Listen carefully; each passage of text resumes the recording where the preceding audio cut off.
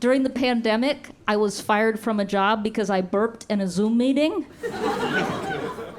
It's true. How does that happen? I'll tell you. I went to burp in the Zoom meeting, and I went to mute myself, but it turns out I was already on mute, okay? So instead, I unmuted myself, burped, remuted myself,